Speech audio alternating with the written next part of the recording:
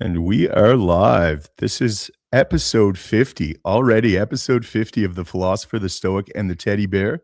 I'm joined by my co-hosts, Kris Erikson and Peyman Askari. How are you gentlemen doing? Good. Doing very well. Good to be back with you guys. Today we got a pretty vague topic. We're going to take it in a lot of different directions. It's realism versus black pills and everything in between. So with that said, we're wide open, Kris. I'll throw it right over to you, brother, and you can hammer us down on our first topic. Well, I think it's one of those things where there's always so much going on, and you can bounce back and forth. Like I'm not a black pillar, I'm a realism, but I can have days where I'm just like I hang my head and then I wake up the next morning or at the end of the night and I spit it out. So it's about resetting constantly. And so that's kind of why I was excited for this topic tonight, because I think a lot of people would confuse you, JP, as someone who's black pill. I wouldn't say you are. Like, again, it's about realism, trying to wake people up, bringing people to the table, and breaking through, shifting that Overton window, right? And then on the other side, like it is areas in between. You just don't know from one day to the next. And the psyops that we see on a daily basis are designed to do that. They want us to go full black pill, have no hope, and give up. And I think that that's why we have a nice mix here of bringing different kinds of opinions and different kinds of energy and attitudes towards it. So I think that's why it's going to be a great show tonight. So I'll hand it off to Peyman. There's so many pills. I think a black pill is when you think that everything is going to shit. It's like cynicism, essentially. Yeah, I guess so. Like the glass is half full sort of thing, except in this case, there's only like a couple of drops in the glass. So I think it's more like, the house is on fire. We've lost all of our assets. Everything is going wrong, but at least we still have our sense of humor. That's the only way I get through this. It's levity. I would go as far as to say it doesn't matter if the glass is half full because no one can afford it. That's Canada in a nutshell. But I mean, it's like you were saying, Kris, there's a lot of people that frequently consider me some kind of black pill. It's like I endeavor to wake people up. These are very trying times and people have some hard truths to come to terms with. Number one being is both major parties in Canada are absolutely owned. It's controlled opposition. That's where most of it comes from, that criticism. Oh, we want to believe in the charade that is Pierre Poilievre. That's you know what I mean? So if I'm saying like this dude is clearly no good, he's in on it, then I'm a black pill. It's like breaking their cognitive dissonance. They have a visceral reaction to that.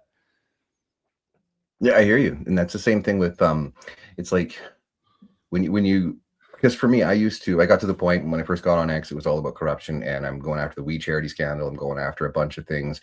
And then as you slowly wake up to everything, it's kind of like, well, I'm just going to stand in the middle and I'm going to six shoot pretty much everybody. Right. And then as I graduated through the process, almost leaving because I was so upset about just X is not healthy to be on constantly. Right. And then you get to that point now where I'm like, I don't like putting anxiety out. Right. People have to. But I kind of came to this. I was like, I woke enough people up.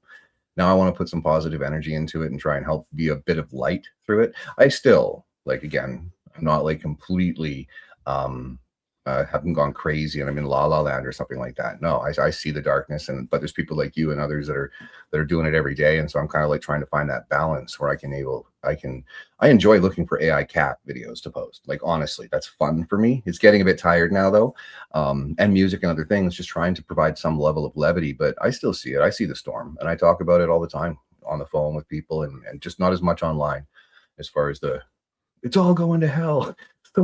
So many Canadians have no idea what's coming.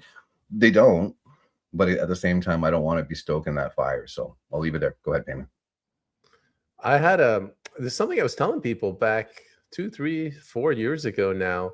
I said, don't go out of your way to screw over the people that, they're not awake, but just let them wither away and die. Focus on the ones that have woken up and give them advice.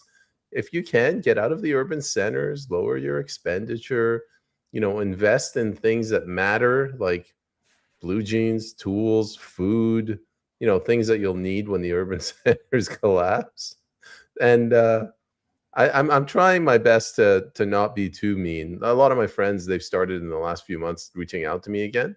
I don't know, maybe they feel bad and they want to make amends or whatever. And I'm not mean to them, but I'm just like, yeah, I'm not. You're not getting any advice from me, bro. You're on your own. Yeah, it's again, man, these are very real times. At the risk of being repetitive, like, Canadians aren't aware of what's happening. So, like, I mean, at this point, a gentle nudge was the way I would do it a couple of years ago. I was trying to nudge people and show them things. I can't open the door for them, but I could show them the door. Now I'm trying to shake them. I'll view it analogous to, we're running in a herd and I could see the cliff, and most people can't see the cliff. And I'm trying to tell you guys, there's a cliff, and no one's listening to me. So instead of just absolute frustration at this point, it's the rhetorical equivalent. My content is the rhetorical equivalent of grabbing people and shaking them. That's where I'm at with it. And you need that as well too.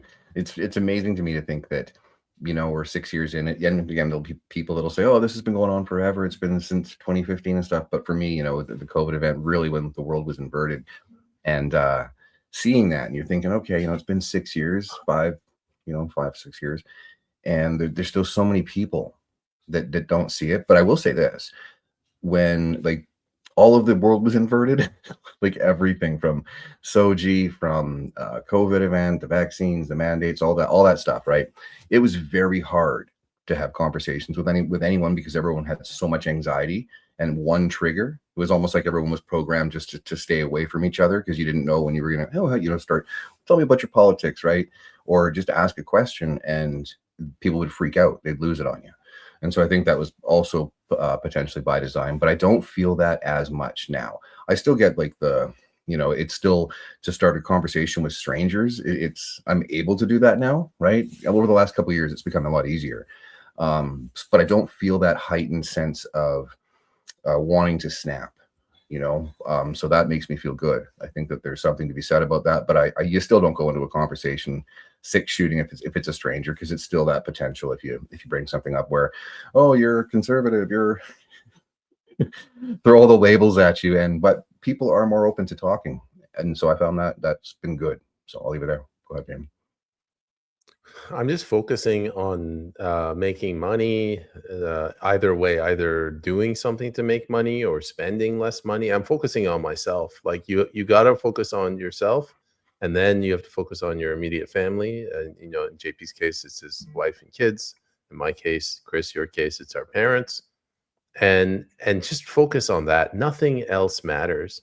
One thing COVID taught me: your friends are not dependable. Your friends are there because you have the same taste in television shows, or it's easier to pick up girls when it's two or more of you, as opposed to you being the one creepy dude in the club in the corners smoking cigarettes.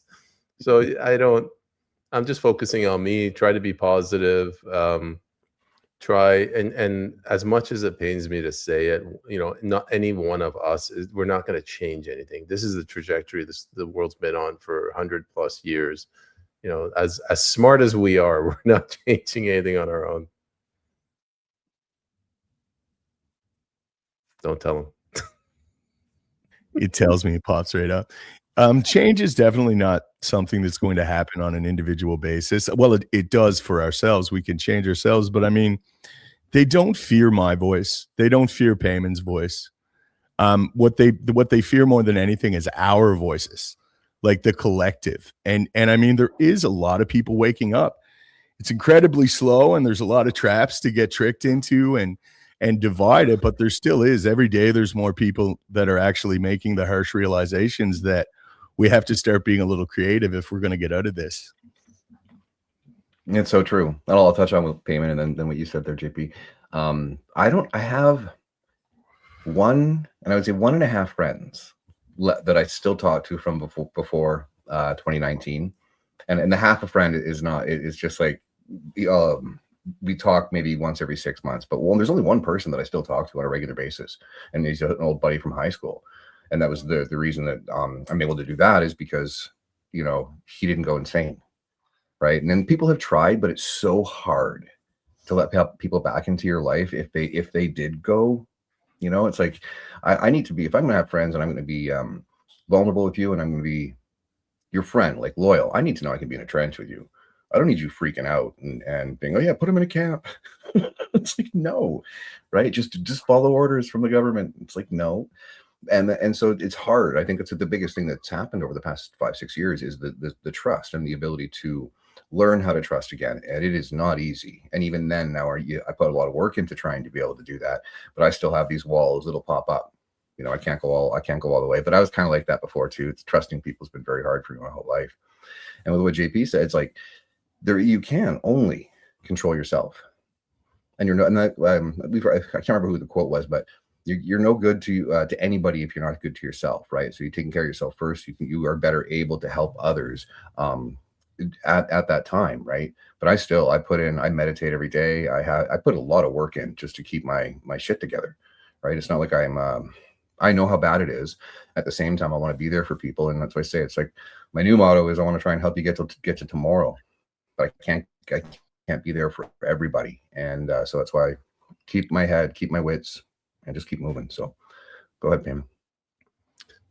Regarding this hantavirus thing, I was driving and I was out the road driving, and I was thinking, like, how awesome would it be if you walk into a liquor store and they tried to pull that same bullshit again? They're like, sorry, sir, you have to put a mask on. And you just go ape shit.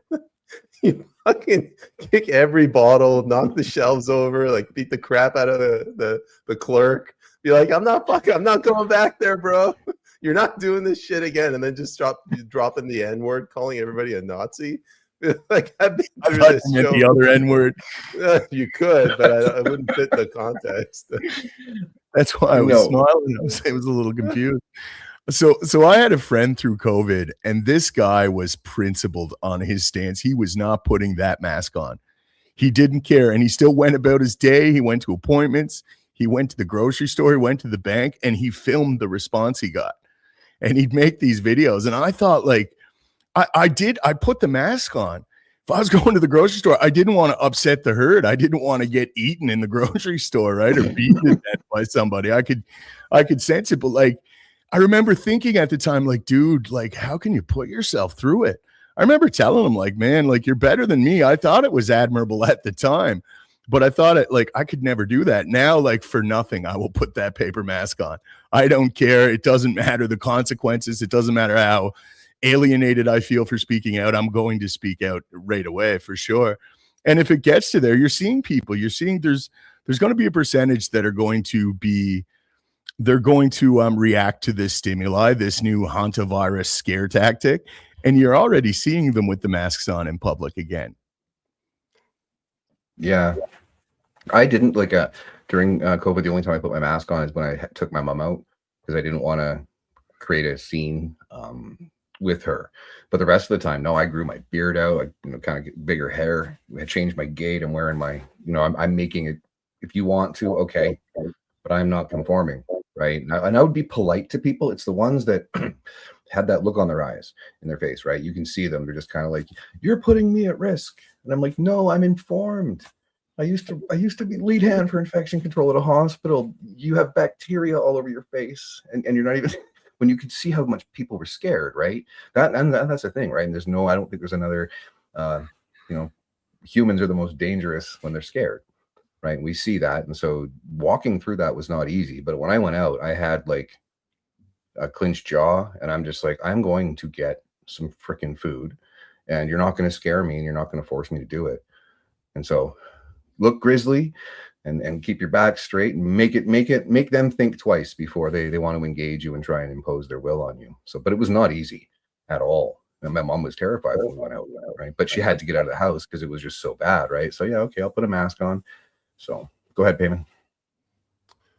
This is sort of a moment where Canadians, they either step up or just throw in the towel and just, go into elbows up mode. I was during the COVID the COVID tyranny, the COVID dark ages. I was in West Vancouver. It's a suburb of the Lower Mainland.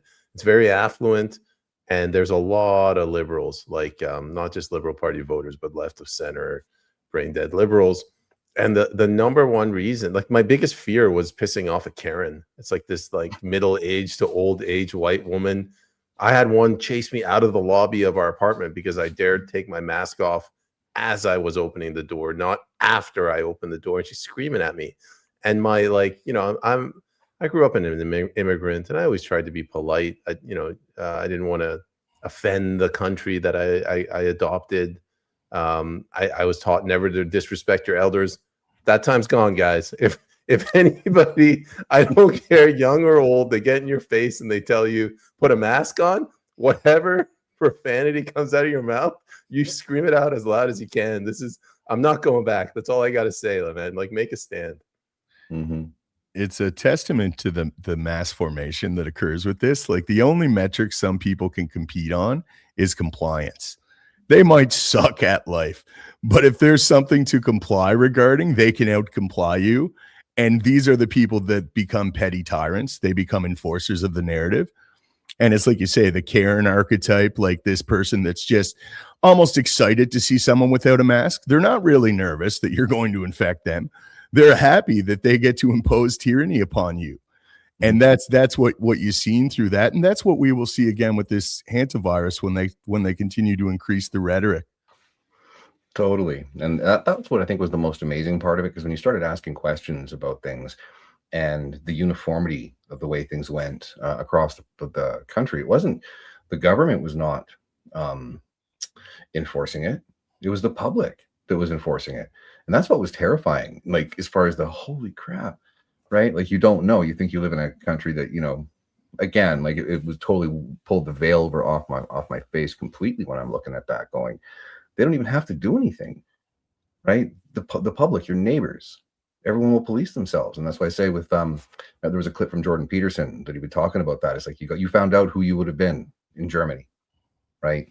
And that's what we did see. And that's why, if it does happen again, I think those people are going to be in for a very rude awakening, because people are tired. They've been stressed out. Probably still a large portion of the population, at least in the Commonwealth countries, still have PTSD. They got no time for this bullshit again to hit the reset button. And then, yeah, we see this. It's all coming out again. And Bonnie Henry's back out in BC. How she still has a job, I have no idea. But we did see, you know, we're seeing people down in the States get arrested. Fauci's secondhand man and stuff like that. So I have hope that they won't do that again. But I've said this before, they're going to do it again. So we'll have to wait and see. I'll buy all my recipes for cheesecake and fill my closet full of whiskey, and let's go.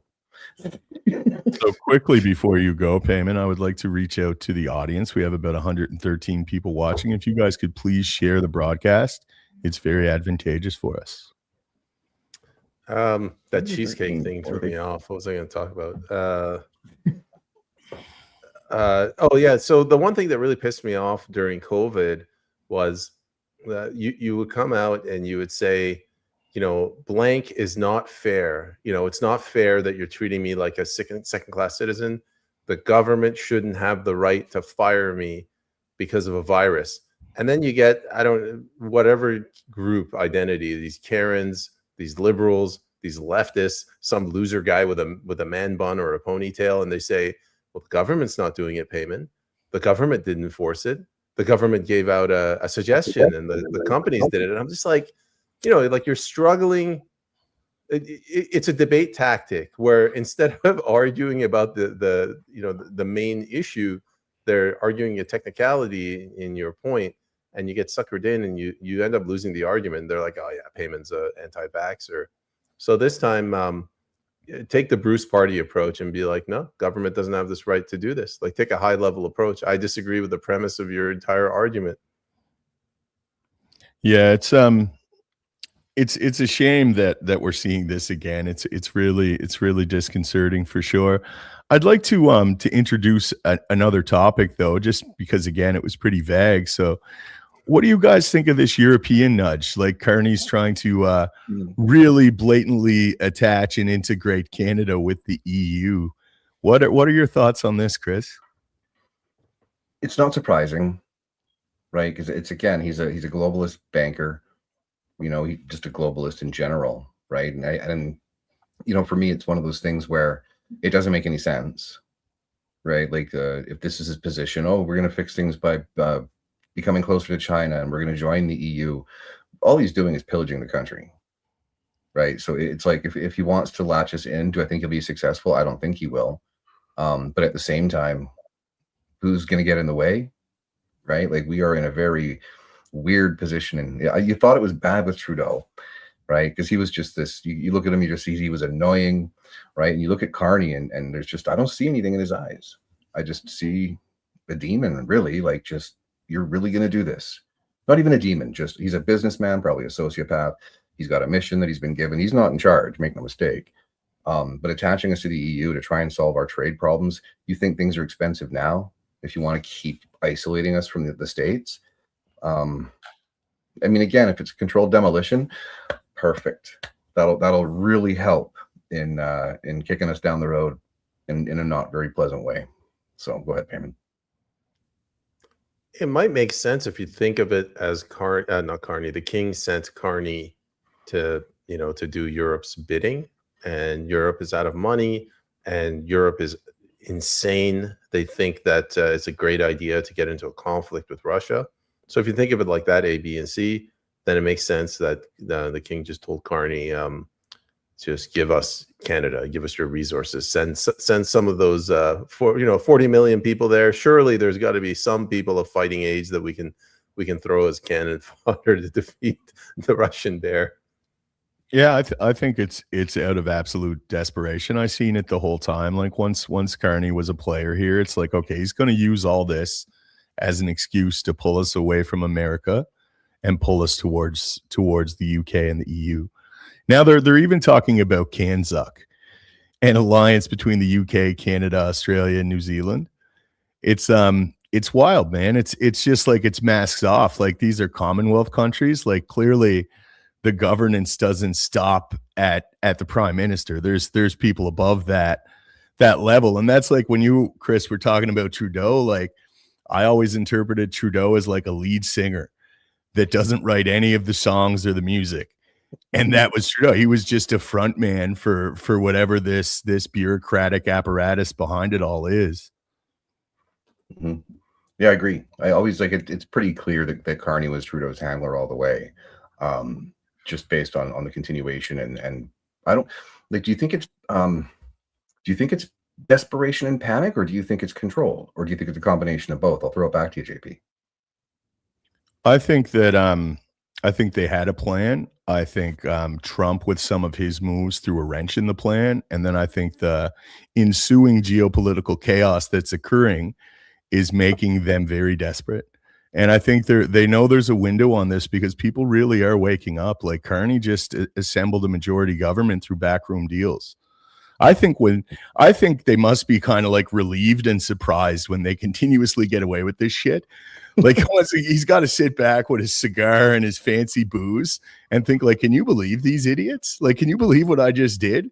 They're not going to do nothing. It's just emboldening them further. Excuse me. Go ahead, Peyman. If you want my take on it, are they panicking, or is it a plan? It is a bit of both. I mean, they did have a plan to take over Russia with Yeltsin, and it didn't go that well because Putin got into the scene. And then they had a plan to somehow still take over Russia. And then Trump gets in, and he sort of signaled that he wants to get out of that. He doesn't give a damn about Ukraine. And he's got one foot in North America, Western Hemisphere. The other foot, they keep dragging him in, the neocons. But the Europeans, I think they realize the writing's on the wall. America's going to abandon them. They have no military. They have no industry. And their leadership is absolutely incompetent. So I would lean more towards they're just freaking out. I'd like to believe that's like the polar opposite of the black pill, if you think about it, right? I think it's one of those things where, because again, the plan's great. Like Mike Tyson says, you put the plan's great until you start getting punched in the face, right? Then the plan goes out the window. And I think that, Trump did definitely disrupt. I think you've seen a few things happen around the world that make me wonder, right? Is it all in control? Or because they're so good at illusions. They're so good at narratives to make you feel like they're in control. But I don't believe they are. I think the game is still fluid, and that's why I can get up every day and still have hope. So go ahead, JP. I don't even necessarily think the EU is that big of a player. we have a multipolar world. Like multipolarity is a bad word for a lot of people, but it's obvious it's obviously the future. So I mean, the biggest players are China, America, and Russia. And that's just in my eyes, that's undeniable. So the EU with their power struggle against India is a growing power for sure, but I wouldn't put them on that realm. Those are the big ones, right? And I think the EU, and this is why I view it as desperation. I view them as rolling with the punches, to keep your fight analogy going.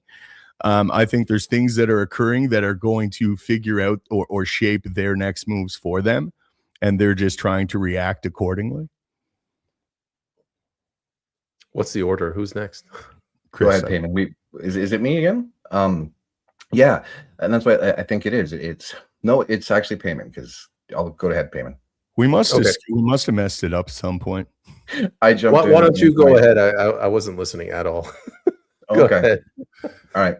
Well, I think it's one of those things. It's you have to be able to, because the chessboard is massive, right? And I don't think that there's. I kind of do view it a lot like there is a whole bunch of different mob bosses out there, and they all, they can come together on certain things where they can all benefit. And then there's vehement disagreement on other things where, they're not going to agree, just philosophical, religious differences, whatever it is, right?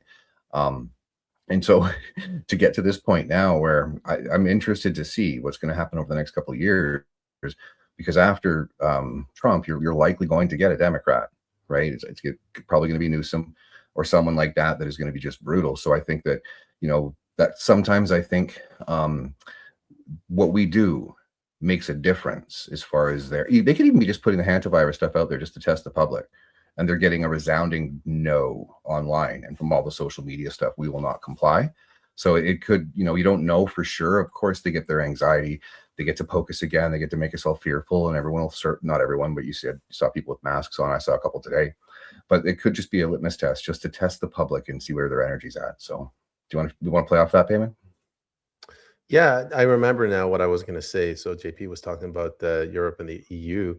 I was listening to a podcast today, and the gentleman and analyst said that the United States created the EU and NATO, which it's not that's kind of well-established fact. But he said the reason they did that is because they wanted to snuff out and smother any move towards socialism. Now, this guy was a leftist, hardcore liberal.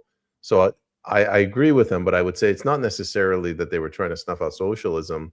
I think they wanted to go unleash their sort of central banking scheme, but more than that, it's just easier to sell into a market when you have one person to deal with, the EU, as opposed to having to go into all these different countries with different cultures. I think that's ultimately why they did that. I think the post-World War II order kind of facilitated all the Western economies very much integrating themselves. That's when we've seen the rise of globalization. There were a lot of benefits to globalization initially too, but eventually that went away. But what we've seen, to speak to your point a bit, Kris, like we've seen the post-World War II order fracture. And they are like mob bosses. I mean, by its nature, a government is like, it's a protection racket. It's the same function, essentially. So, I mean, after that fracture, we're seeing all the chaos, and we're seeing in real time the Western powers kind of reorganizing in some capacity. At the same time, there's like a global conflict on the horizon. So it's the most dynamic time in history, as far as I'm concerned, and we're living through it. Yeah, what a time to be alive. First couple of years were rough, but now it's kind of like, okay, what difference can we make? How do you find a way to still have fun in this? And that's why I say it's like you see things that really do make you question. And once you can get to that point where, the absolute control, and I see some people in the comments talking about the IMF and other things where we're coming back to what you're talking about, Peyman, with the central banking as one of the components. But sometimes it's not a conspiracy, right? Like it does make sense that the EU would be there, but it's not always the same people. The intent of a lot of these organizations, when they're set up, may not have been nefarious, but people see the power and they see the way to fuck around. And over time they do. And some of them, of course, I think like the WEF was set up with pure malintent. But, again, it's still one of those things where as long as you can remember that we have the ability to make a difference. We just haven't really quite figured out how. And every single time we do start to see something happening, they always send something in or do something to try and pivot. And like you were talking about last week with the Alberta independence, right? 300,000 plus signatures handed in. And then you see some data breaches and stuff happen. And there's a bunch of stuff happening now there. So it's one of those things. It's fluid. So I'll throw it back to you, Peyman. Go ahead. Yeah, the problem with the Alberta independence thing is that it's all funded by Putin. He's running it all. They're going to go in and they're going to freeze Daniel Smith's bank account. I just before I continue answering. There's a lot of questions today. If you guys want to get to that, we can get to that. Absolutely. You mentioned the WEF. I'd say the WHO as well as one of these failed institutions. And I don't think this hantavirus thing is going to work. I think they figured, you know what, guys, it's a no regret move. Let's put it out there and let's see if it sticks. And if it doesn't, which it didn't, I think they'll move on. They get a ton of data from it. So regardless, go ahead, JP. Sorry. I'm a firm believer that most of these 3-letter organizations are corrupted beyond recognition. I would say some of them were definitely started with nefarious ends in mind, the controlling and societal engineering of Western people. But I mean, it's not to mention the biggest vehicle for the ruling class to affect change in our economies are these NGOs. And when you get into the conspiracy lure, it goes all the way back to like the Milner Group and the Rhodes Foundation, and then it evolved into the Rockefeller Society, and now we have in modernity we have the Bill and Melinda Gates Foundation, and we have George Soros Open Society. Like, these large NGOs are the vehicle in which they foment a lot of the problems in our countries. Absolutely. Like, I think that and we're even seeing, like, I'm not sure if the Southern Poverty Law Center, I think they're an NGO as well too, but you can see that, and whether they're influenced, when you talk about Soros and Gates and all that kind of stuff, of course, they're right at the top, and their means to an end. That we just had in Canada, Alex Soros was meeting with Carney and a few other, I think was Obama there, right? I'm just like, okay, that's not good. That makes me nervous when I see players of that caliber all coming together under one tent. But yeah, the NGOs are, and how do you rein them in when you get billionaires and you get these power people that use those vehicles? That train is up and running. You need someone with a lot of courage to be able to go in there and stop it. And I don't know if we'll see one in our lifetime. Go ahead, Peyman. These NGOs, they're like the unions, they're like the First Nations, the LGBTQ. Name your favorite nefarious actor. They're just there to bog the system down, so that without the system, you can't do anything in society. The government is making it impossible to do anything without government, and they're doing a bang-up job of it. So with that said, and considering it is our 50th episode and we like to interact with our audience, it's the best part of this. Why don't we go to the questions? We'll fill the rest of the show interacting. Sure. I'll bring them up. I'll answer them first because I'm cheating. I know what's coming up. And then what do you want to do, Kris? And then you, JP? That's the order. Sounds good. I'll go last. Sue, good evening. Says good evening. Good evening, Sue. What does she say? Saskatchewan has a vaccine for Hanta. Well, what great foresight. Bonnie's pleased to be of service. Yeah, it's good. I'm very proud of my country. They have amazing foresight. No other country on the planet would have known. So hats off to you, government. I think that's great. I think that the people who create label makers, and repackaging stuff, I'm pretty sure that those are definitely, well, I can't say hypothetically or theoretically repackaged mRNA COVID shots that people are still taking. It's a one size fits all, everyone. Come and get your boosters. Go ahead, JP. So I think it's relevant to mention that the pharmaceutical companies are the biggest donor to these news organizations. Like, they're the biggest buyer of ads. So I mean, they're very much beholden to it. But think about that scam, the brilliance of it. Hey, let's get a bunch of reputable news channels to push this hantavirus because Pfizer's releasing a new antidote, a new vaccine for it, right? So it's honestly, it could really be just a money scam. Sue says she's shared the stream. Sue, thank you very much, and thank you for you, Sue. tuning in. I haven't heard from you in a while. What does she say? She says, that's what Carney's here to do, prop up the EU as they are close to collapsing. That's what the three of us said, and I kind of believe that. I mean, there could be another reason. Maybe he hates Trump, but it just feels like the king told Carney, hey, bro, I need some resources here. Yeah, I agree.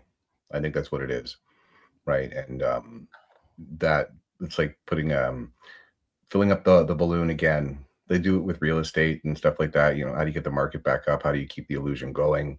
But if it's a failed system, it's a failed system, so it's only a matter of time. But that would make sense, I think, completely. Go ahead, JP. So I think it boils down to like there's no replacing America. Canada's economy is very heavily integrated with America's. And I think all of these like MOUs with like Asian countries and stuff, like a memorandum of understanding with Malaysia for a potential future trade deal, I don't think that's going to cut it. So I think out of necessity, if there is a way beyond making the deal with Trump, I think they have to look towards the EU to kind of integrate our economies. So it could be something as innocuous as that.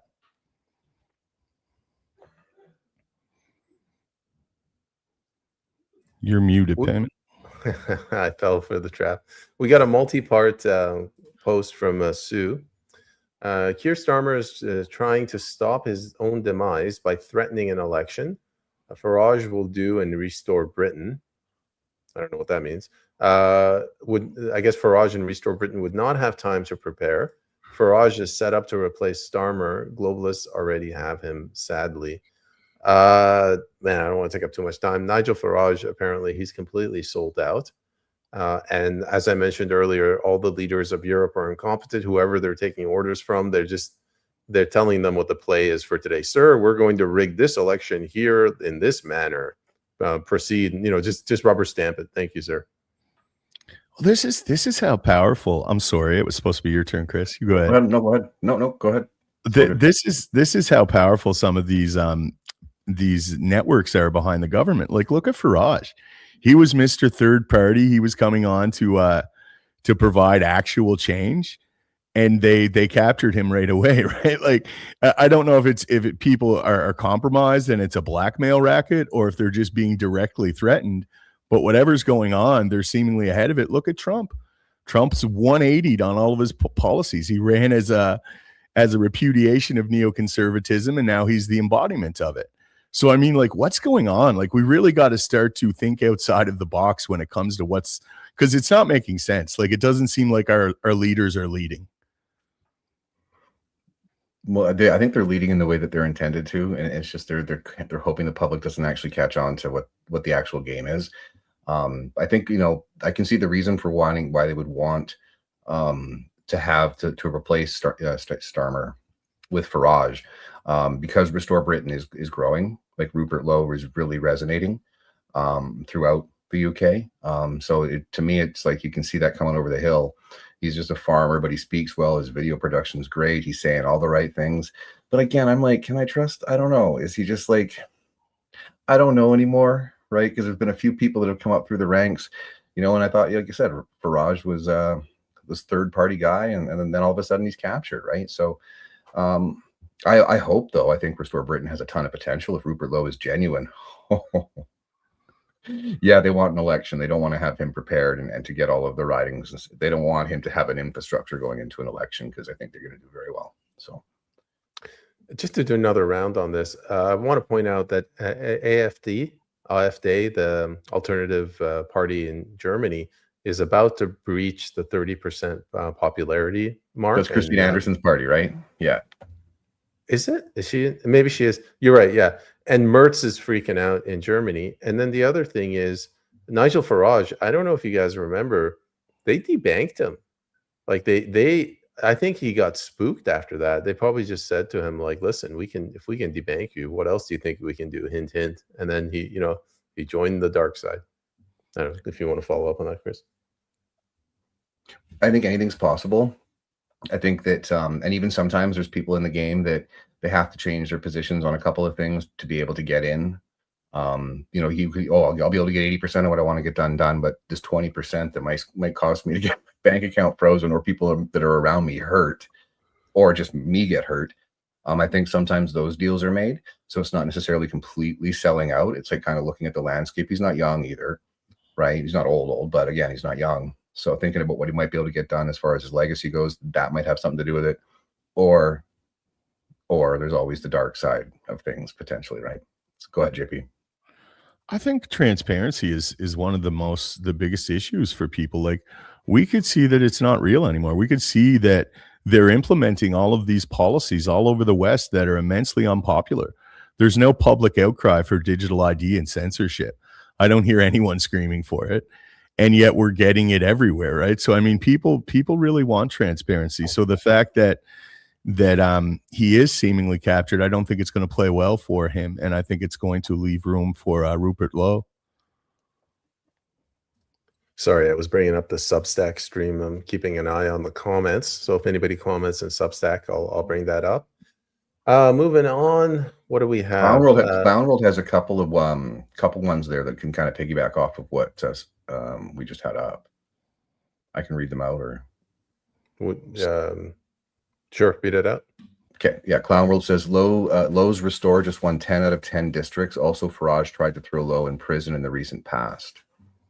So you can see that there's that's interesting. I didn't know that. And she says Farage is the British version of Pierre Poilievre. This one, Rupert Lowe is the only hope for Britain. Are you talking about this? That's one of them. Yeah, and then it's the most recent. I'm not sure. There we go. And then the last one she put up is really good as far as I didn't know that he'd won districts, so he's already in the game. Do you want to comment? Okay, I'll read it out and then you can comment. Lowe's Restore. Okay, so Lowe's Restore Party just won 10 out of 10 districts. Also, Farage tried to throw Lowe in prison in the recent past. I didn't know that. Do you want to comment on that, Kris? Yeah, I didn't know about the Farage throwing Lowe in prison, but I think it's always interesting when you see a place like, just on the base metrics, someone like Lowe being able to get the machine together and actually win, right? Because if it was all rigged, they're not going to want people that are like Lowe in government. They're all shit disturbers in a good way, right? So they're narrative breakers. So that's great to see. I thought the election, I didn't know that this was actually happening. So this is all new information to me, but it makes me smile. Right? If you haven't seen Restore Britain, Rupert Lowe's video where he's walking on his farm, that's going to resonate, and it did. It went viral.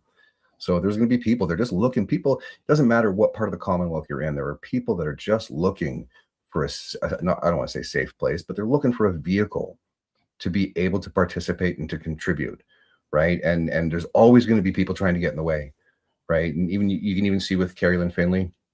Again, I've endorsed her, conflict of interest as far as that goes, bias, but they start to rise in the polls, and all of a sudden it just gets so dirty, right? And so, but for me, I see this, that makes me smile, because there are Rupert Lowes all over the place. They just, what is that line, right?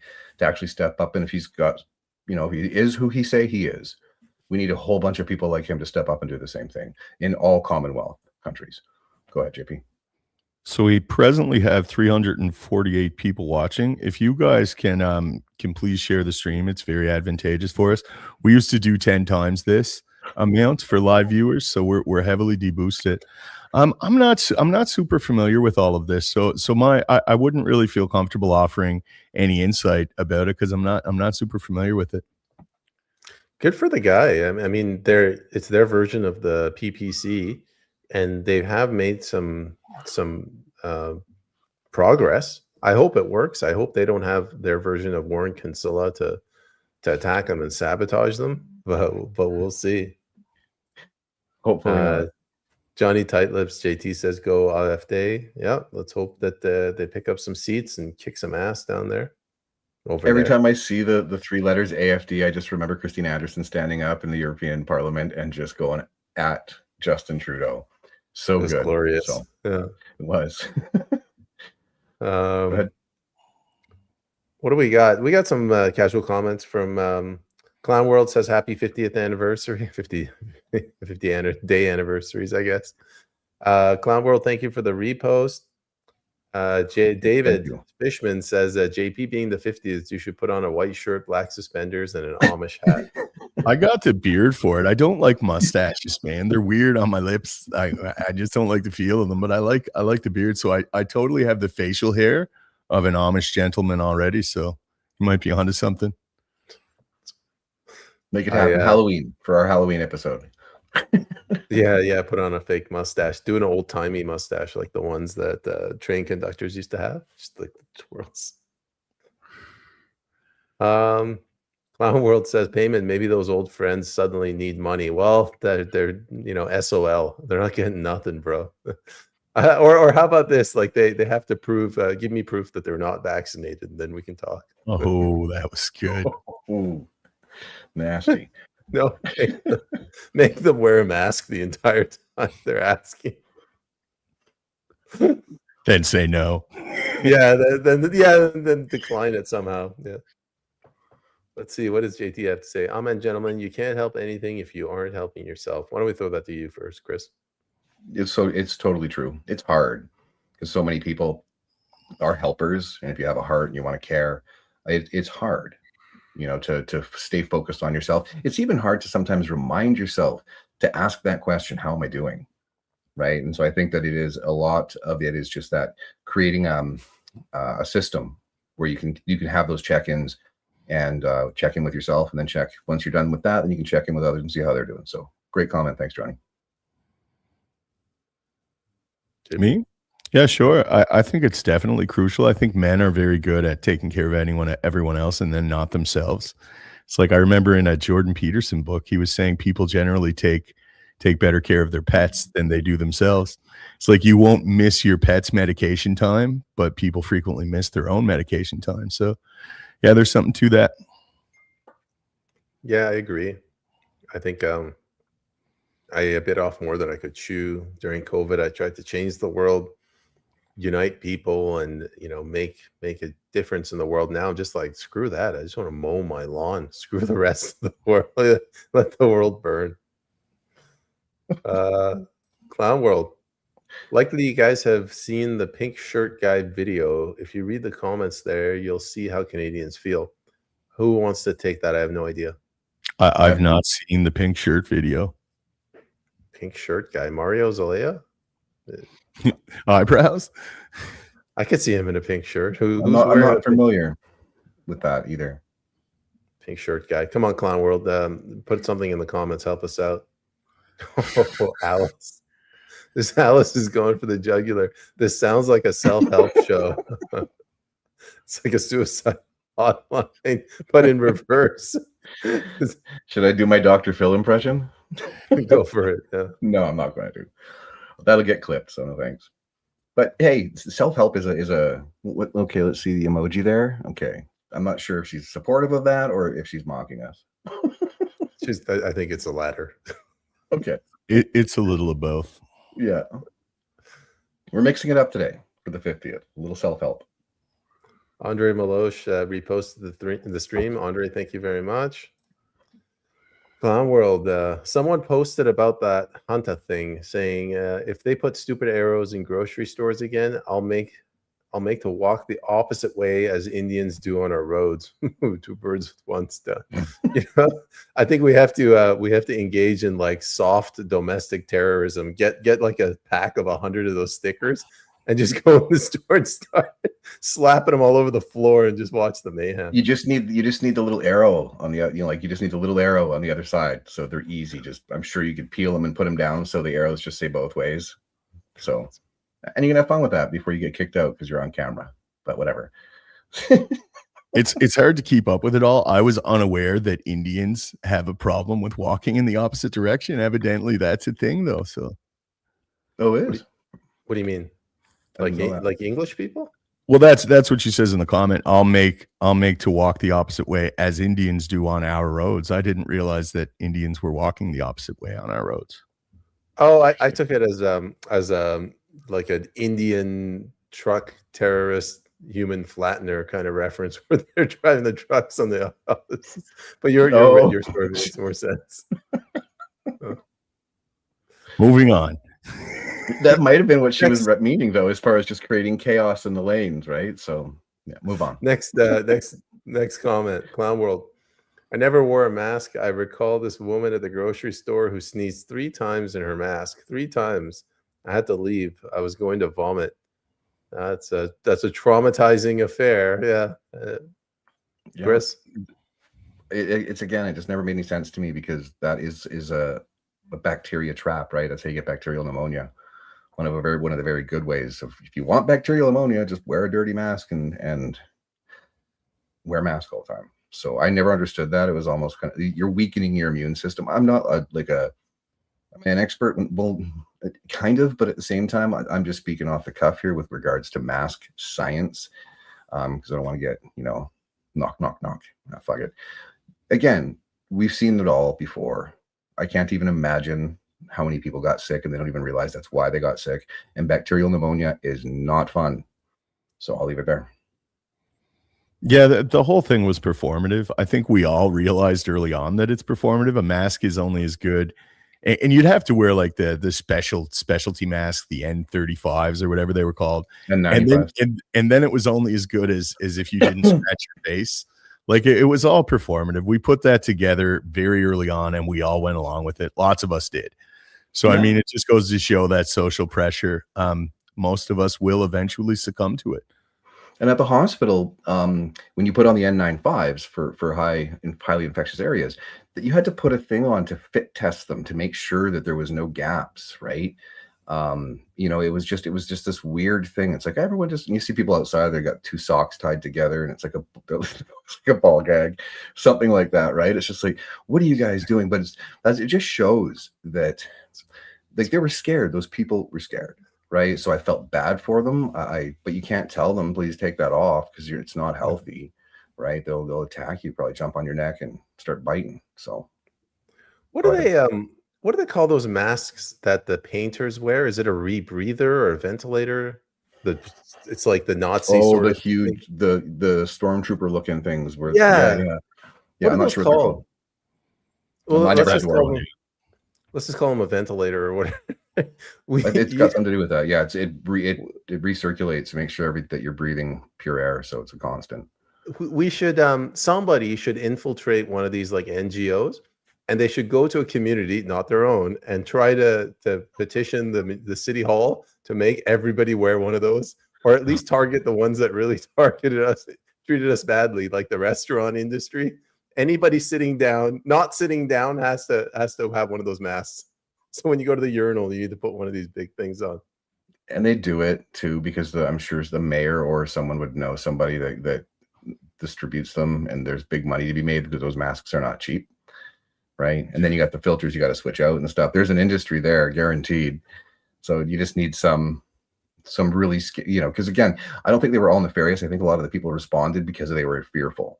And they were looking for the government, whether they were lower level government, they were looking for the upper level government to tell them what to do, because they're getting inundated by a bunch of scared people, like the system, the cycle there. But you're right. If this actually picks up, you could probably get, I don't want to see that visual, right? That's like so dystopian.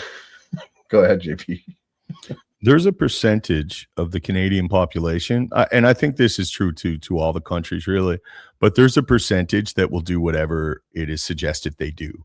Once they have that fear stimuli, if the news comes on and tells them to do something crazy, they're going to do it, even if it doesn't make sense. That's how much security they derive from these narratives. And it's like I always say, man, don't see low resolution people like with their elbows up and their masks on. Like, see a programmable army awaiting further instruction, because that's what we're dealing with. The mob. Mass formation. On my Friday episode, Jason James, he lost his temper and he called Canadians a retard zombie army. It was a less polite way of saying a programmable army. Yeah, it's very accurate though.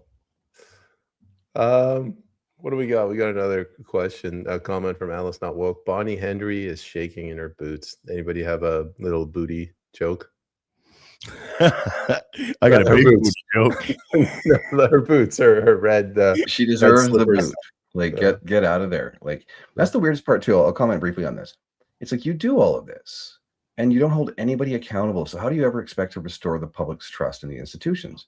Well, they clearly don't want that, right? Nobody's been held accountable, right? And Bonnie Henry was given an award. Teresa Tam was given an award, right? It's to me, it's kind of like the mission accomplished, right? But you have people in this country that will never trust healthcare system again, and nor will their kids and the rest of it all, right?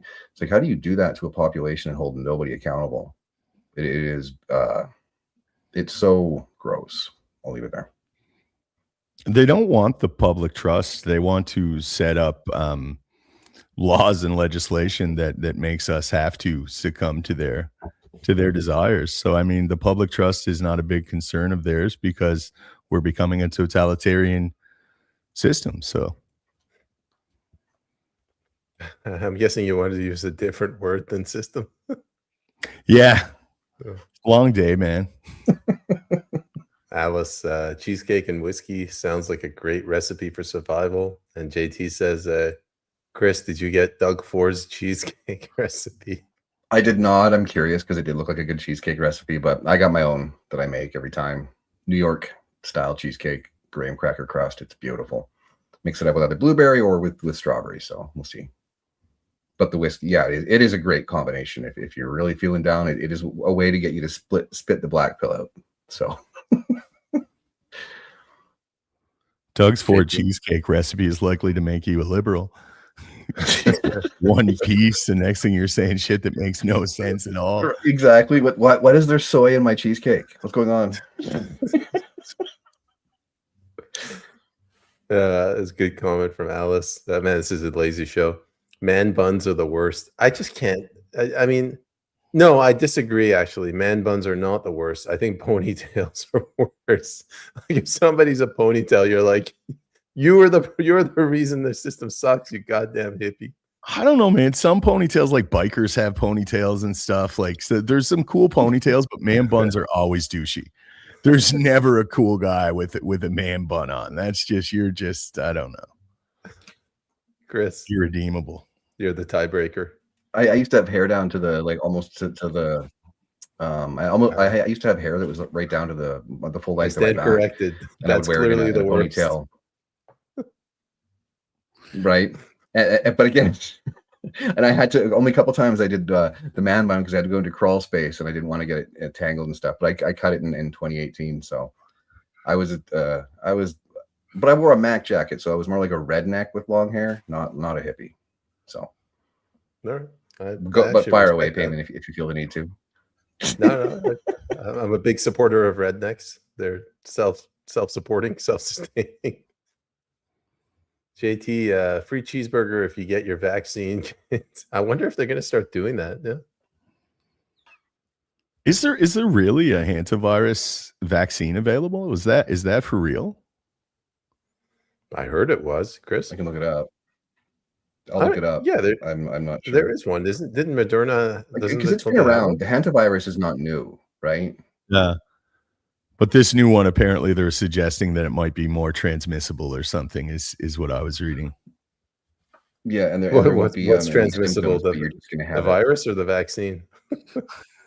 The idiocy. But it'll be asymptomatic again as well, I'm sure. Side effects of the vaccine include elbows being perpetually in the up position. Always voting liberal. Yeah, there's conspiracies out there. Theories. Andre Malosh, thanks for reposting the stream. I think that's the 4th time he's reposted. Thank you. Thank you, sir. Thank you, everyone.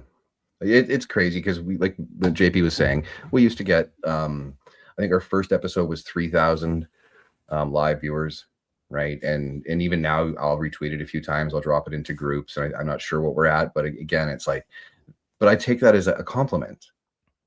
Honestly, it'd be nice if we reached other people, but clearly there's some people that don't want us to be heard. That's why we got to keep coming back. 50 episodes, right? Keep going. I look forward to the 100th episode. So Yeah, the deboosting is utterly next level. It's happening to everyone now. It was happening to us for a long time. We peaked at 3,000 live viewers, but on average, we were between 1,500 and 2,000. That's live viewers. Yeah. Then we would accrue another couple of thousand views. We were getting 5,000-6,000 views per episode. Now 440 is like that's pretty typical. It's not subtle. It's very blatant, and it's like you said. It's not take it as a good thing, but it just goes to show that you're not a soulless shill.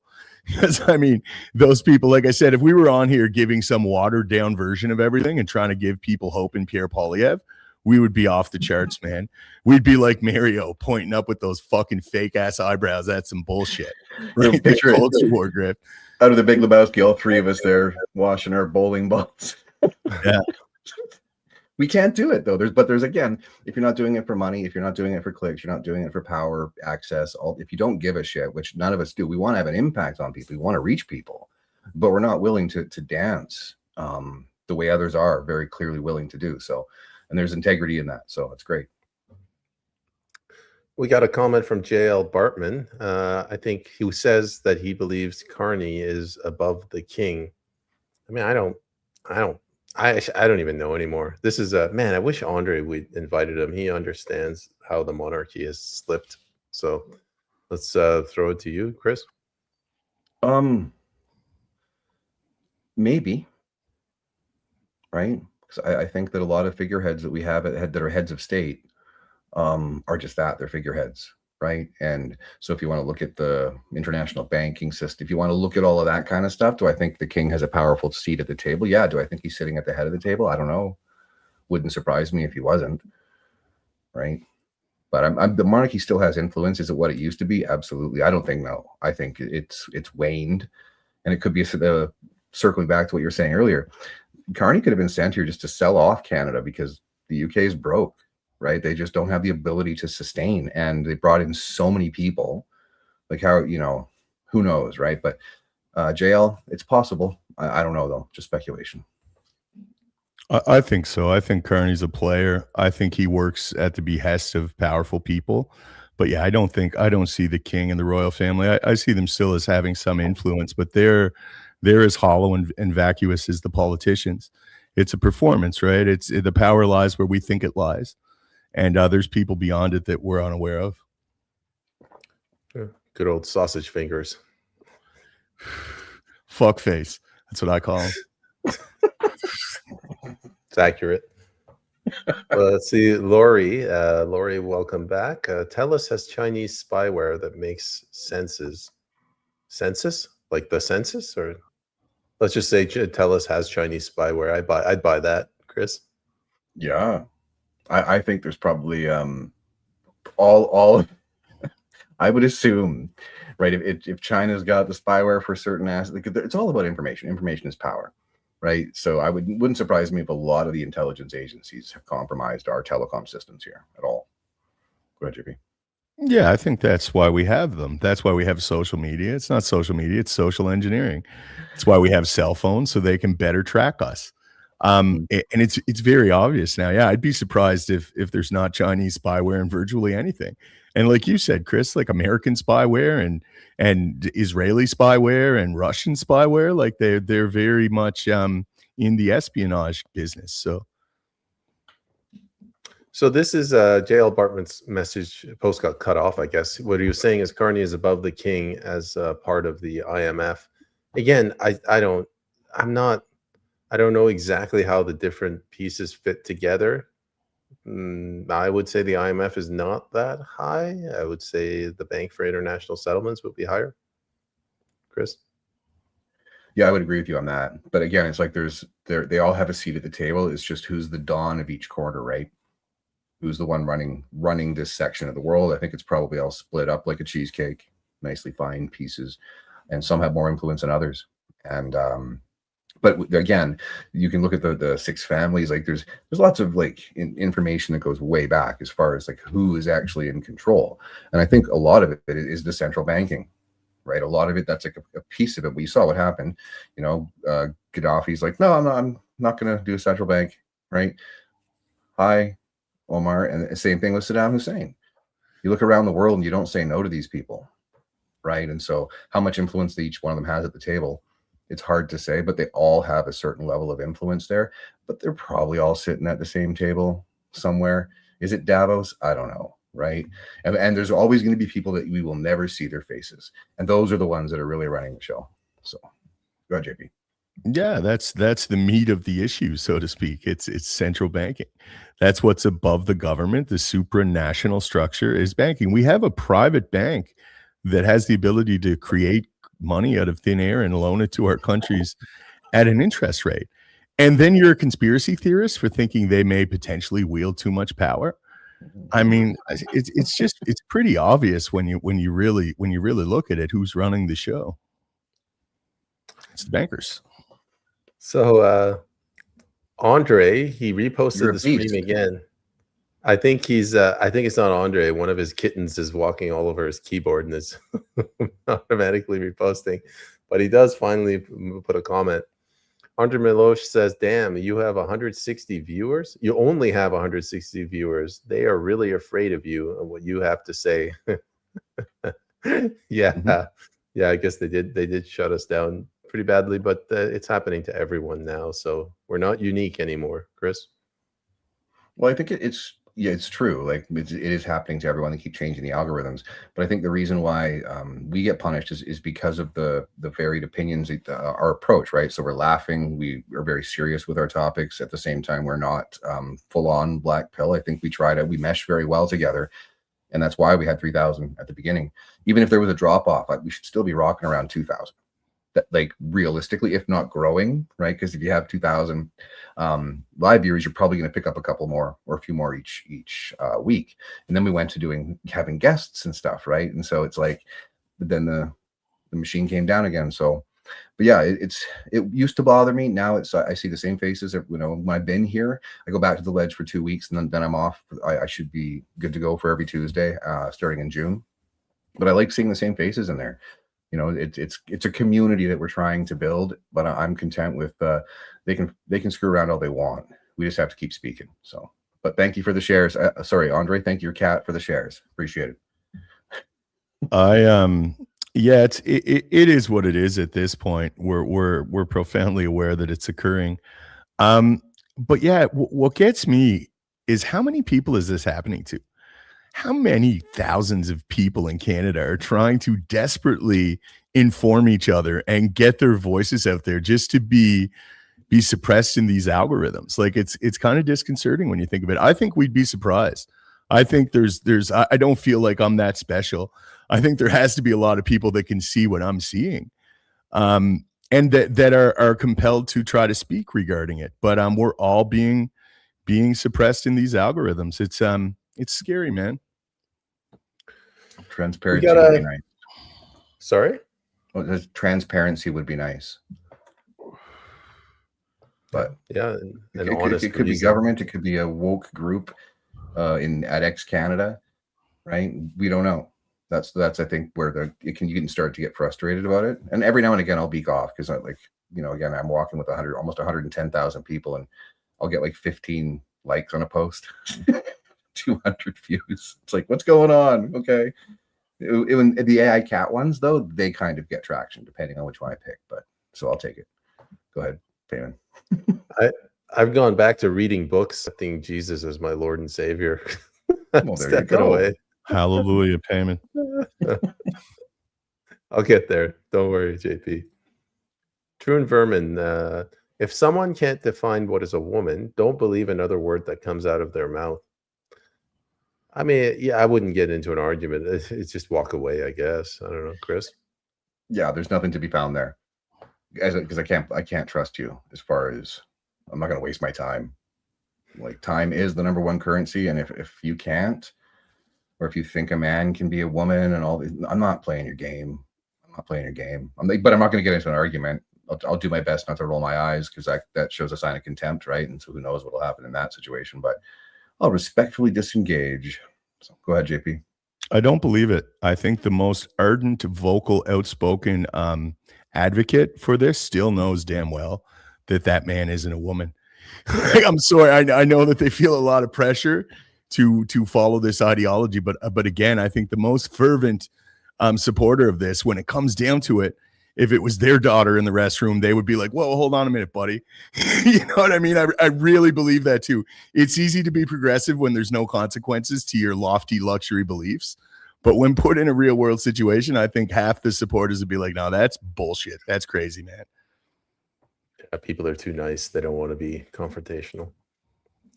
Johnny Tightlips says Alberta independence is funded by the Quebec fries, gravy, and cheese dish. The poutine. Vladimir Putin. Oh yeah, okay, I get it. Zing. Yeah, that took me a while to. I've never had poutine in my life. It just the cheese curds don't look good to me, and I like gravy and I like that. I just I've never gone for it. Really? JP's looking telling me. Blown away. I have poutine several times a week. Okay. I thought I'll try some then and get back to you. Really? There's always something else on the menu that looked more appealing to me. I always used to eat poutine because I regularly say I wanted to fit in with all the Canadians. So I'd eat poutine, and when you're a kid, whatever, it's fast food is fine. Nowadays, like when you get poutine, the French fries, they taste like packing peanuts. The cheese curds, I actually don't mind. The gravy's okay, but the French fries are just horrible. I make most of mine myself, so I use real potatoes. I know what I'm doing with the gravy, and I always get the good cheese curds. That might be the way to go. If I'm going to do it, I might want to make it myself. Yeah. Don't deep fry in seed oils, bro. go for lard or tallow or avocado if you're a man of money. Okay. A man of money. Seed oils. All right, got it. Let's see what Clown World's got to say. Restore's winnings were in the 50% each. Peyman, Restore is much more aggressive. What's moving around?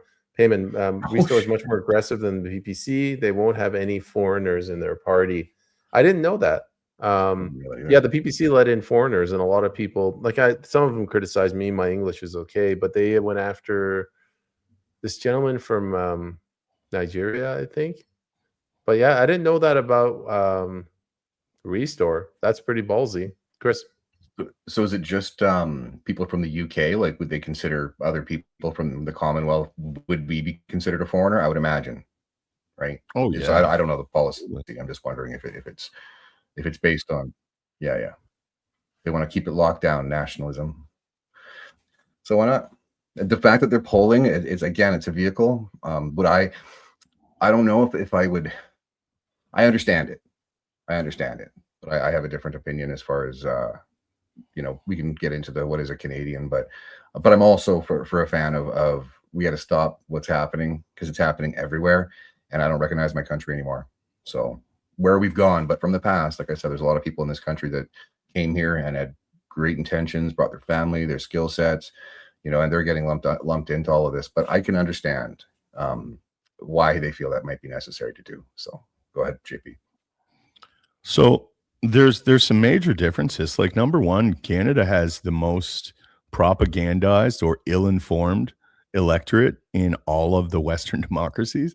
We're like North Korea level of informed, and people that are awake. I say this frequently, but I'll talk to people all the time. Yeah, I'm awake. It's those dumb libs. We got to get the dumb libs out. It's like, dude, there's layers above that. Like, what? You're awake and you're supporting Pierre Poilievre, sharing his stuff on social media. You're awake. It's like, you poor sweet summer child. So I think in the UK they've definitely seen the more detrimental effects of the weaponized mass migration. I believe there's like in their big cities they're less than 30%. So I mean, they're farther along with the agenda being implemented there. So they're more awake and they're therefore more receptive to a party like Restore. So Canada's unfortunately not there yet in many different departments. So it's kind of hard to compare. I want to follow up on this. This is a really touchy subject because nobody wants to deny. You're creating a two-tier society. Like, you're giving people a passport, but they're not fully Canadians. On the flip side, like, look at the Liberal Party. Like, you don't even have to look at the pictures. Like, read the names of these MPs. You're like, these are not English names, right? There's nothing wrong with that, but it's very obvious, is what I mean. Bruce Party came up with a really good way to deal with this. He said, Canadian citizenship, the only way you should be able to get it is if one of your parents is Canadian. So if your mother is Italian, she can come here and she can marry a Canadian, but she'll never be Canadian, but her child will be Canadian. And the reason he said that is to take away the power of Parliament to essentially auction off the passport to get investors.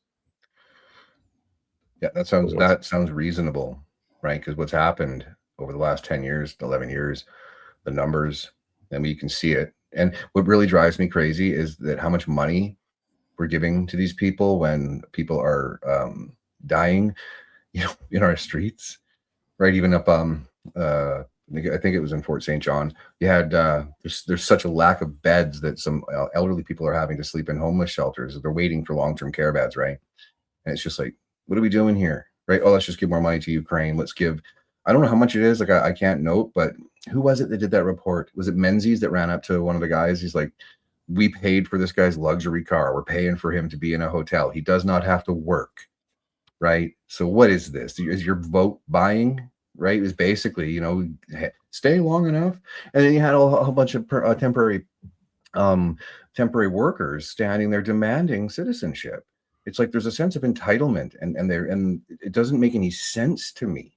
And I am not anti-immigration right now. I would stop at 100% and even take a potential look at how do we send people back that came here on false pretenses, right? Which is also a very, you know, it's like you said, Peyman, it's delicate.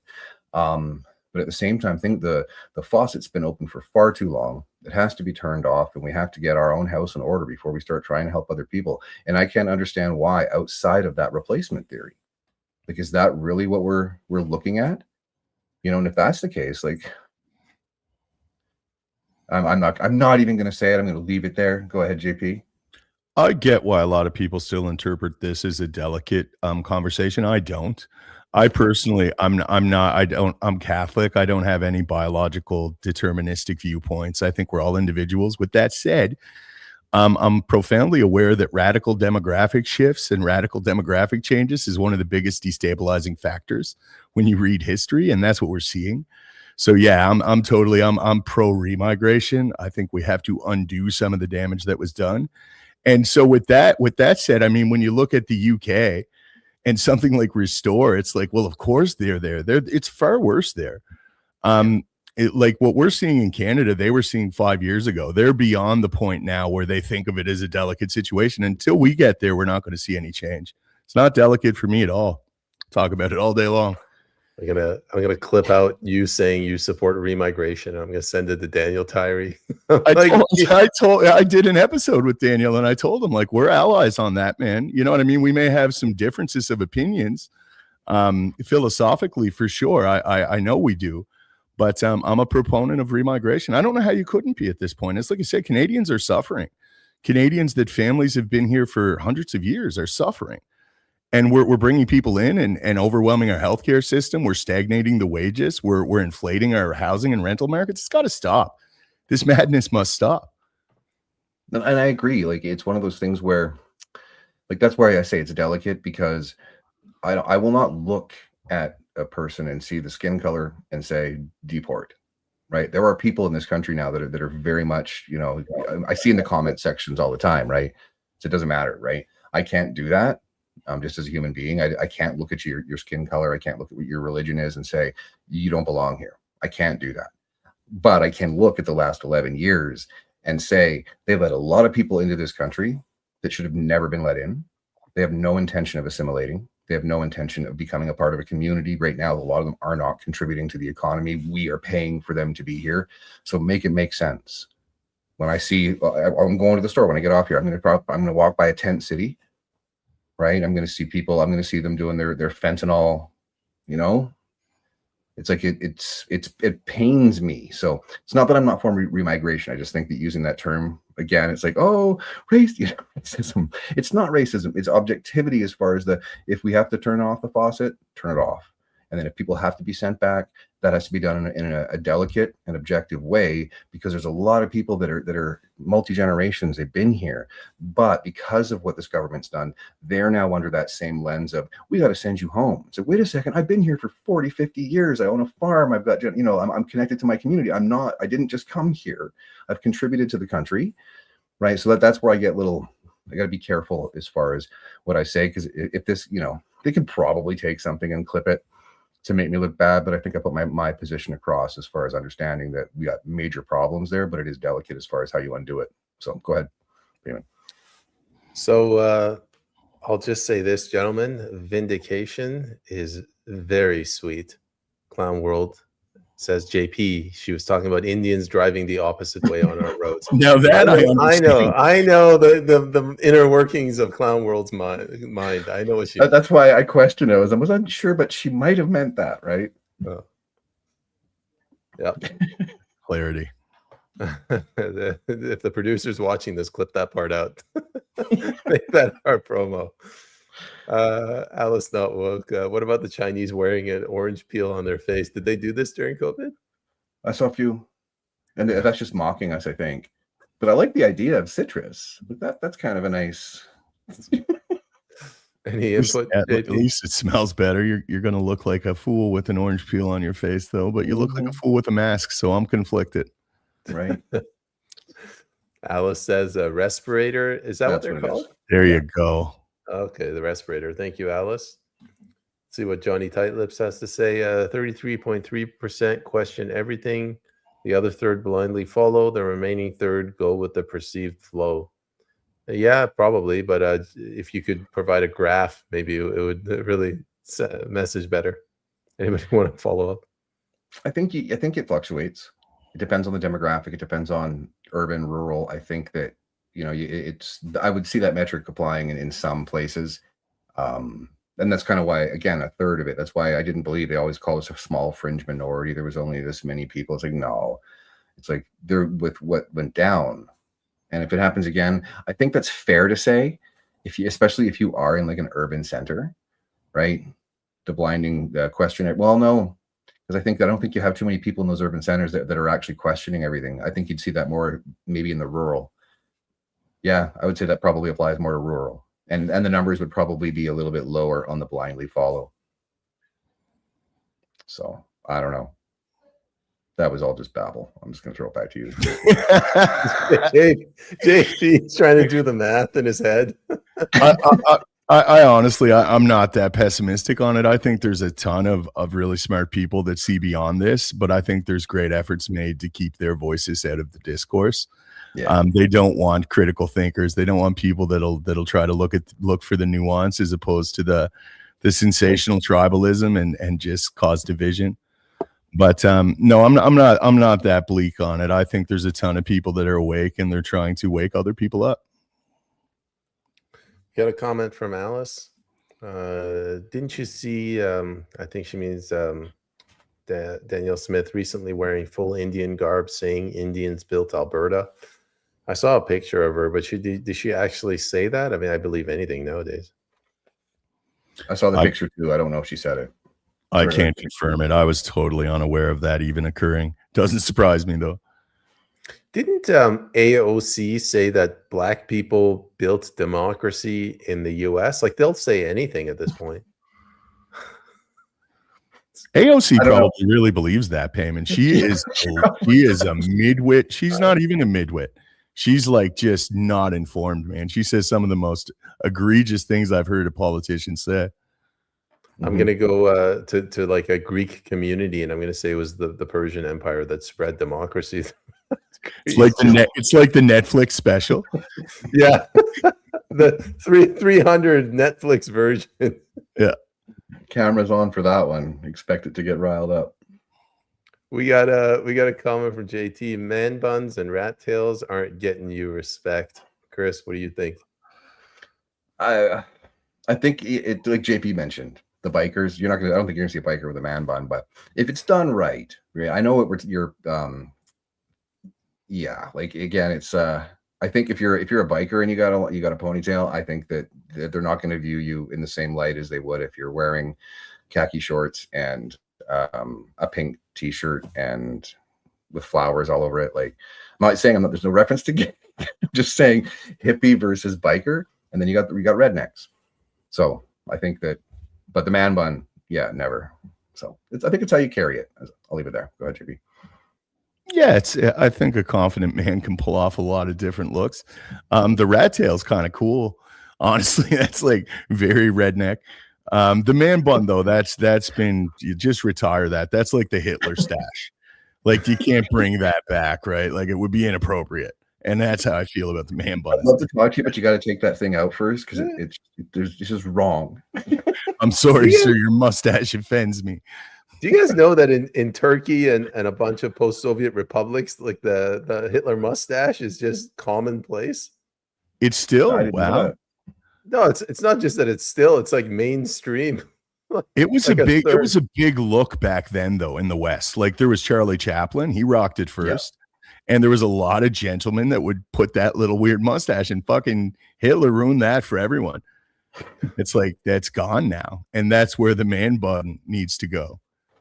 We got this is a funny comment from Debbie. Carney has goat eyes. Have you guys ever seen a goat up front? I'm gonna have to get a. They're like horizontal, cats are vertical. It's creepy as hell. I'm gonna have to do a comparison. Yeah, I guess he does have goat eyes. I don't get this comment from Alice. Okay, guys, is it time to start talking about the Draco reptilians? We got about 4 minutes left, so maybe not today. I don't even know what that is. We don't want to unpack the interdimensional subspecies that live inside the moon. We're late in the episode for that. I have a feeling, I feel like our audience is intentionally messing with us. They're just making up things to make us look stupid. And God bless them for it. CBC was caught orchestrating an elaborate attempt to sabotage Francis Widdowson, and the fact that there are no bodies along with APTN, whatever that is. They work hard to repress the truth. Other lies collapse. I don't follow that at all, Kris. Yeah, I'm aware of it. They flew her out. They pretended to be. It's like this media company out of the States. It was apparently hired by. She didn't get the full answer, but they were hired by some indigenous people. The guy would not divulge if it was an organization or if it was just people. But they flew her out under the guise of an interview for a documentary, and then she busted them. Right, she caught them like this. A couple of people came in, they dropped a bunch of shoes. They were attacking her for her positions on 215. So they lied to her, right? Or at the very least misrepresented why she was there. So it was going to be a hit piece. It's back funded by CBC and potentially APTN. I'm pretty sure APTN is involved in that. Again, I can't be 100%. And then 2 other people. Wyatt Claypool posted that they tried to get Dallas. The same group. I can't remember what the name of the media is. Johnny, if you're familiar, put it in the comments there. But then there's a name of a media group, and then Lindsay Shepherd, the former BC Conservative staffer that was fired for some posts about truth and reconciliation 3 weeks before she was to give birth. She wrote a book about Johnny McDonald, and the same group tried to do the same thing. So these are like. This is very nefarious as far as what our taxpayers' money could be being used for, as far as how they are able to do this, and there is no they're literally it's almost like entrapment in my opinion, right? You're giving false pretenses, you're sending emails out, you present yourself as a media company that you want to sit down and have a conversation, but you're literally bringing them in there to set them up to either make them look bad. And when Francis asked, so what are you guys going to do with the footage? And then he's like, well, we don't know yet. Right. But she called them out. If you go to Francis's page, you'll see it's an 11-minute video where she is just calling this guy out. I give the guy credit for sitting there, but he's an American that's being hired to come up here to create these mirage interviews that are completely not above board as far as what they're trying to accomplish. And then you had them try to get Dallas. I think they did get Lindsay too. So crazy game is being played, but it's all to go after people that oppose the narrative. And so they're kind of upping their game, I think, as far as you can shadow ban people, but now they're going on the field to try and suck them in. Yeah. Same thing. Lindsay Shepherd, she put it out today too. So we're going to see more and more. That company's going to get in trouble. So That's So all I know for now as far as. I just want to jump in and say, God bless Francis Widdowson and the people that are standing up and being bold, because we must right now, like it's crucial. Like we're in the latter stages of this. We must be emboldened, we must be defiant, and we must be steadfast in our resolve. That's just the fact of the matter. And if we don't, we lose. So like you have to honor people that are taking the hits. Like this is dangerous. These are dangerous positions to take. And if we're not brave enough to take them, we lose. So, I mean, we really have to appreciate the people that are and try to let them inspire you to be more involved yourself. Don't be too afraid. Some issues are delicate. Absolutely. I get it. But these are delicate times, and these delicate conversations have to be handled. They really do. So we got to start speaking out, guys. It's time. So we're running out of time. There's a couple of things. Peggy at the top had a comment. My 20-something male cashier at the grocery store was wearing a mask today. If you wear a mask, you're not really a male. You have something between. Wearing a mask doesn't make you masculine. Unintended. Yeah. What else do we got? Clown World's got she says, I think this show should be extended to 2 hours. Sure, she tried to do this earlier too. Yeah, no, how about 4 hours, Clown World? We'll do a marathon. We'll be here all day. I kid. So one final thing she's asking us, can you please talk about the 3 data centers Carney announced for British Columbia? I don't follow Canadian news anymore. It's a shit show. But anyone know about this? I'm not familiar either. I've been all over just the politics. I'm unaware of it, but I have definitely a comment regarding it. It's like, wasn't Carney the degrowth guy? Like the neo-Malthusian carbon and energy is bad. Like we must be focused on degrowth. That's the noble cause of the future, is this green agenda. How can he now just unabashedly support data centers that are eating up more energy than anything? Like it's so incongruous, like, and no one's calling them on it. Like, I guess if we had a real media, they could, but we don't. So such is life in Canada, I guess. Right. We can talk about that. Like I need to obviously look into that. The name of the company that was playing games with Francis is called Forge Media, Forge Media. So if you guys want to, anybody in the audience, if you just want to know, they're going to become a little bit more famous very soon. You know, for the data center thing, they have to stop saying measuring the value of data centers in money, and they should measure it in how many dead bodies there are. The amount of energy that goes into those data centers and water, you're depriving people of that energy and water. What are we talking, like 1,000 dead people per data center? They should have like a sign, you know, like this is how many. Just put the dead bodies outside, these dead ceramic bodies. Mm-hmm. Well, it's in line with the depopulation agenda, right? Less people, more data centers. That's their ethos. That's their vision for the future. It's just a bunch of data centers and like 12 bankers. And Epstein Island, obviously. Of course. Okay. I guess that's it. JP, throwing it back to you. So I will appeal right now. We have about 540 people watching live. If you guys could please share this. We get most of our views after the live broadcast. It's very advantageous. I'll even ask you to go a step further. If you know of people that would enjoy this type of content, reach out to them with it. Send it to them. Like, we're getting nothing. All we have is organic reach. All we have is you guys, and that's why we're doing this. So it would be very much appreciated. And if you gentlemen have any parting words, now is the time. No, I don't have much.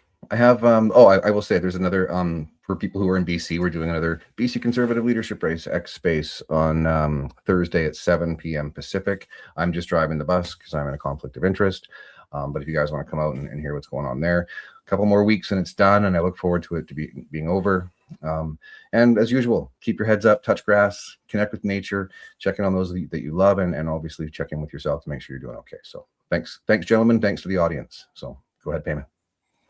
I finally managed to book Elizabeth Nixon. She's going to be on my show next week. We're going to be talking about her book. It was here somewhere, Eco-Fascists. So we're going to take on some climate communists. Be sure to tune in.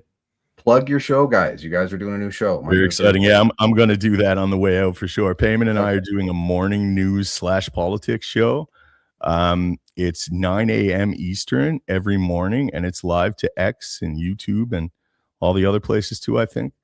But yeah, thank you guys for coming out, and we will see you guys next Tuesday. Cheers.